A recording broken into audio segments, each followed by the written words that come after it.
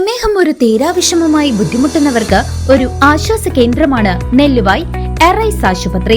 പ്രമേഹ ചികിത്സയിലും പ്രമേഹം മൂലമുള്ള കാൽപാദങ്ങളിലെ മുറിവ് ചികിത്സിക്കുന്നതിലും തന്റെ വൈദഗ്ധ്യം തെളിയിച്ച ഡോക്ടർ പ്രേംലാൽ ഇപ്പോൾ നെല്ലുവായ് എറൈസ് ഹോസ്പിറ്റലിൽ തിങ്കൾ മുതൽ ശനി വരെ രോഗികളെ പരിശോധിക്കുന്നു.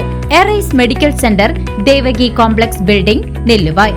ഫോൺ 8589939330 8589939335.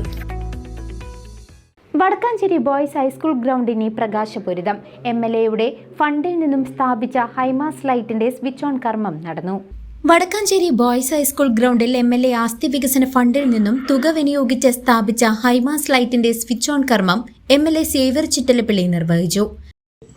വടക്കാഞ്ചേരിക്കാരുടെ ഒരു വികാരമാണ് ഈ ഗ്രൗണ്ട് വ്യത്യസ്ത നിലയിൽ അന്യാധീനപ്പെടുന്ന ഒരു സാഹചര്യം നമ്മളെല്ലാവരും ഇങ്ങനെ കണ്ടു നിൽക്കുക എന്നൊരു അവസ്ഥയിൽ നിന്ന് വ്യത്യസ്തമായിട്ട് അതിൽ ഇടപെടാൻ ഞങ്ങളൊരു ശ്രമം നടത്തിയെന്ന് മാത്രമാണ് എനിക്ക് പറയാം. ഞങ്ങളെന്ന് ഞാൻ പറഞ്ഞത് എന്താ വെച്ചാൽ മുനിസിപ്പൽ ചെയർമാൻ എന്ന രീതിയിൽ സുരേന്ദ്രനും ഞാനും അല്ലെങ്കിൽ ഇവിടെയുള്ള ഈ കൗൺസിലർമാർ ഉൾപ്പെടെയുള്ള ജനപ്രതിനിധികൾ ഞങ്ങൾ ഈ ഗ്രൗണ്ടിൽ കൂടി കളിച്ചു വളർന്നവരാണല്ലോ.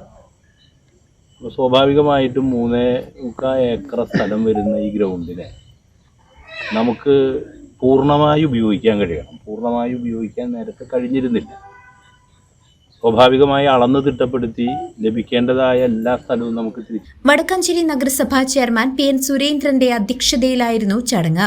ഹൈസ്കൂൾ ഗ്രൗണ്ടിൽ അതിവേഗം പുരോഗമിക്കുന്ന നവീകരണ പ്രവർത്തനങ്ങൾക്കൊപ്പം ഹൈമാസ് ലൈറ്റ് സ്ഥാപിച്ചതോടെ ഗ്രൗണ്ട് ഇനി രാത്രിയിലും പ്രകാശപൂരിതമാകും. കൗൺസിലർ AD അജി സ്വാഗതവും G സത്യൻ ആശംസയും പറഞ്ഞു.